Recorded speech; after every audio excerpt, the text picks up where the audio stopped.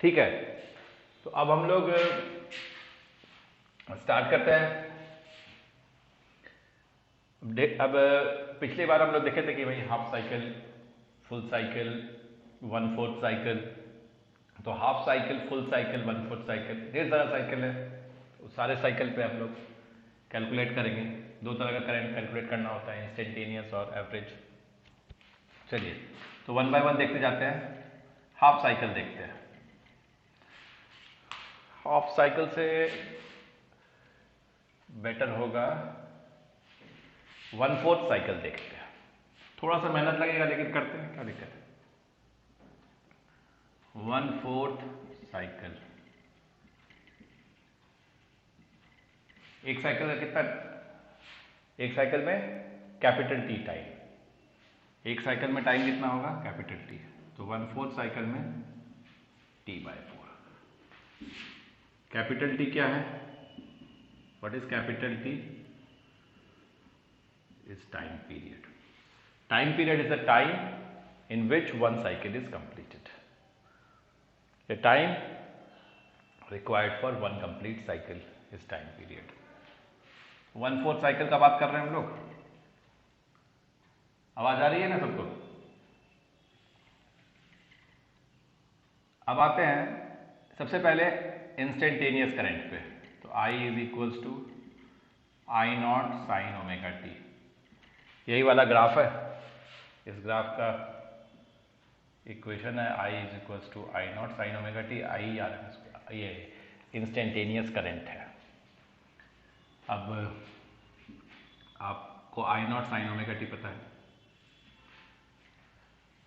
ठीक है। सिर्फ हम करंट नहीं देखेंगे इसमें, हम लोग इंस्टेंटेनियस करंट के साथ साथ इंस्टेंटेनियस वोल्टेज भी देखेंगे, उसको छोड़ नहीं देंगे। इंस्टेंटेनियस वोल्टेज भी देखेंगे, ठीक है ना। क्या हो जाएगा, या RMS, sorry EMF, instantaneous EMF या वोल्टेज। तो एप्सिलॉन से उसको करते हैं denote, epsilon naught sine omega t. और एवरेज वोल्टेज भी लिख लो, ये हो जाएगा epsilon average is equals to epsilon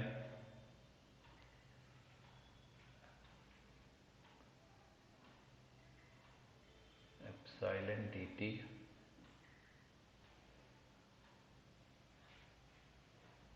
divided by d t, 0 से t, 0 से t, ठीक है। एप्सिलॉन को हम वैसे आई आर करके भी लिख सकते थे, लेकिन चलेगा, इससे भी कोई दिक्कत नहीं है, क्योंकि रेजिस्टेंस जो है वो कांस्टेंट रहने वाला है, ठीक है। तो I is equals to I0 sine omega t. Epsilon का भी ग्राफ बना लो यहाँ पे। एप्सिलॉन ये है, t ये है, ये इधर, ये इधर, 1/4 साइकिल,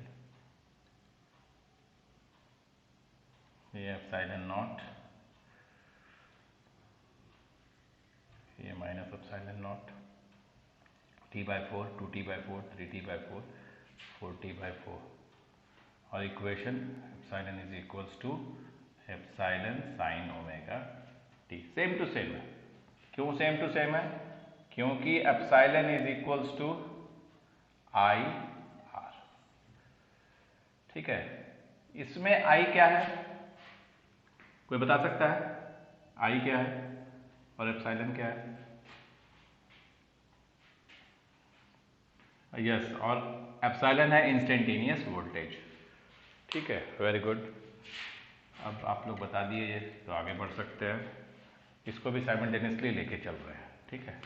तो I equals to I0 sine omega t, तो epsilon is equals to epsilon naught sine omega t. तो ये तो हो गया आपका इंस्टेंटेनियस वाला केस, है ना, इंस्टेंटेनियस वाला केस। कोई दिक्कत नहीं है इसमें, बार बार नहीं लिखेंगे इंस्टेंटेनियस। चलो एक बार लिख देते हैं, इंस्टेंटेनियस करंट और इंस्टेंटेनियस वोल्टेज दोनों निकाल के दिखा दिए। अब आते हैं एवरेज करंट और एवरेज वोल्टेज। चलो निकालो भाई एवरेज करंट फटाफट। I इक्वल्स टू फॉर्मूला याद है ना, दिख रहा है ऊपर में formula, integration T T half cycle 1/4 cycle है, तो यहाँ t/4 और यहाँ t/4 रख दो। चलो करो इंटीग्रेशन। इंटीग्रेशन तो बड़ा आसान है, बहुत प्रैक्टिस की हो तुम लोग, फटाफट करो integration. I0 sin omega t dt 0 से t/4, सिर्फ I पुट करना था, 0 से t/4 dt। नोट कर लो फटाफट और कैलकुलेशन करो और I निकालने का कोशिश करो, बड़े ध्यान से करो कैलकुलेट।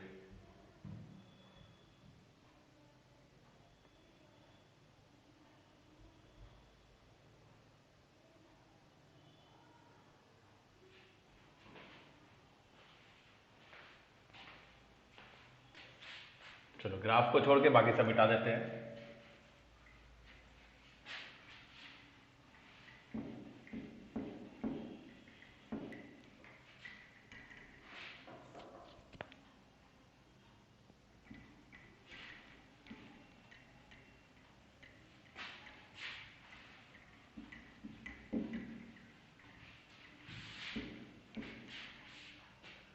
तो 1/4 साइकिल देख रहे हैं हम लोग, 1/4 साइकिल फिर से एक बार तुमको बताता हूं। टाइम क्या होता है इसके केस में, t/4 where t equals to time period of AC current, यानी अल्टरनेटिंग करंट, AC यानी कि AC। t equals to t/4 हो गया भाई, ठीक है ना। I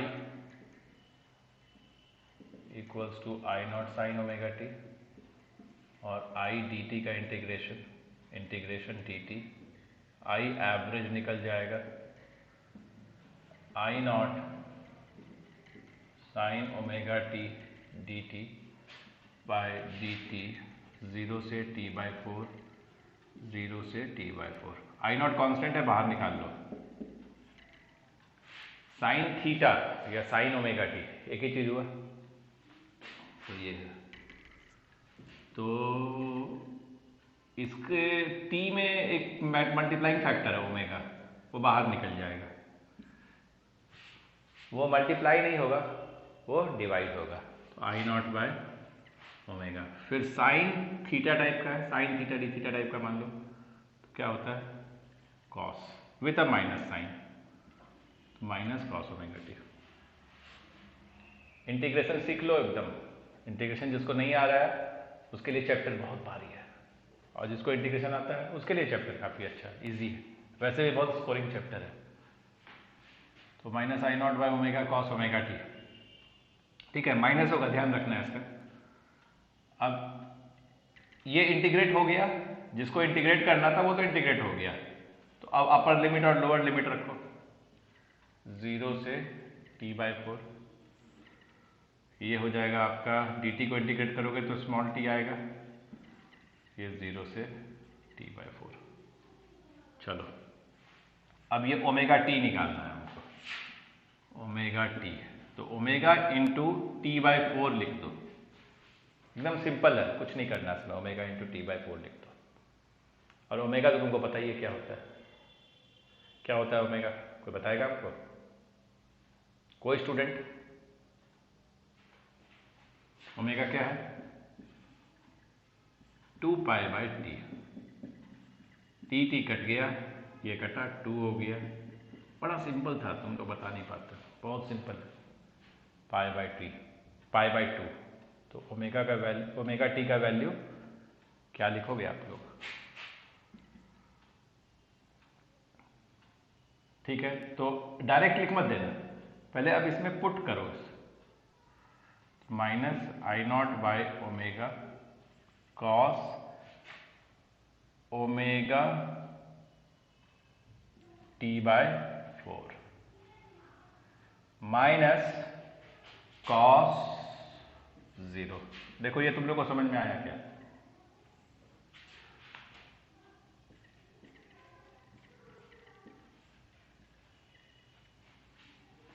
इसमें कहीं दिक्कत है तो पूछ लो, और नहीं दिक्कत है तो आगे बढ़ते हैं। अब ये हमको मिल गया ओमेगा टी, एक्चुअली में t/4 का केस है तो t/4 पुट करेंगे तो ओमेगा t/4 ही निकाल रहे हैं। तो ओमेगा t/4 क्या है? ओमेगा t/4 या ओमेगा t/4 यहाँ लिख दो, ओमेगा t/4 π/2 आ गया।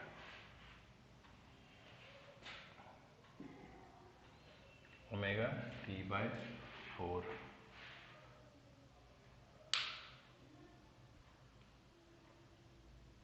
क्या आ गया बच्चों?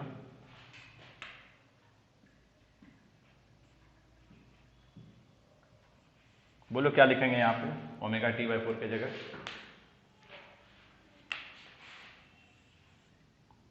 क्या लिखोगे यहाँ पे? ठीक है, तो cos π/2 minus cos 0 by t/4।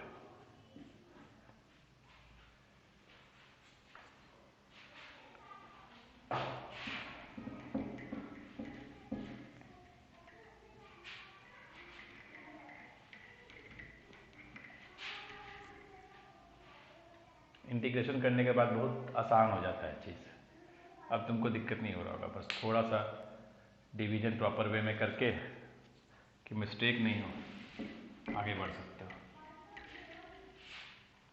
तो यहाँ से देखते हैं आई एवरेज जो निकल रहा है वो minus I0 by omega cos π/2 यानी cos 90 डिग्री, जिसका वैल्यू 0 होता है। इसे बताने की जरूरत नहीं है। तो रेडियन में अगर दिया हुआ है एंगल तो भी आप लोग आराम से निकाल सकते हो। सो कन्वर्ट करना आना चाहिए, बहुत आसान है। 2 पाई का मतलब 360 डिग्री, आधा कर दो, पाई का मतलब 180 डिग्री, इसका आधा कर दो π/2 तो इसका आधा हो जाएगा 90 डिग्री, इसका आधा π/4 तो इसका आधा 45 डिग्री, फिर इसका 1/3 π/3 तो यानी इसका 1/3 180/3 60, इसका 1/6 π/6 तो इसका 1/6 30 डिग्री। बड़ा सिंपल है। cos π/2 0 माइनस cos 0 कितना होता है 1 और t/4 तो minus I0 by omega minus 1 ऊपर चला गया 4 नीचे चला गया t। तो एकदम आंसर के नज़दीक पहुंच गया। अब कहीं कोई दिक्कत नहीं, कोई डाउट नहीं, एकदम आंसर के नज़दीक पहुंच गए। चाहो तो तुम लोग बता भी सकते हो, फटाफट कैलकुलेट करके फाइनल आंसर बता सकते हो। तो आई एवरेज आएगा 4I0 बाय ओमेगा टी। अब देखो बहुत मजेदार चीज बताने वाला हूं मैं। अगर ओमेगा टी लिखा हुआ ना तो कुछ सोचना नहीं है, डायरेक्ट 2 पाई लिख देना है, क्योंकि ओमेगा होता है 2 π/t और उसको t से मल्टीप्लाई करोगे t कट जाएगा 2 पाई। कोई ओमेगा t/2 बोल रहा है, ठीक है, तो क्या होगा ये 2 π/t इंटू t/2, 2 कट गया पाई। अब अपना बुद्धि लगाते जाना है, इसका 1/4 यानी इसका 1/4 2 π/4 यानी π/2। ठीक है, हमको इतने का जरूरत है इसलिए मैंने इतना लिखा है। तुम आगे भी कर सकते हो, इसका 1/3 या चलो 1/8 कर दो 2 π/8 जो कि π/4। बड़ा आसान है, कोई दिक्कत नहीं है इसमें। ये सब समझने में अगर दिक्कत होगा तो फिर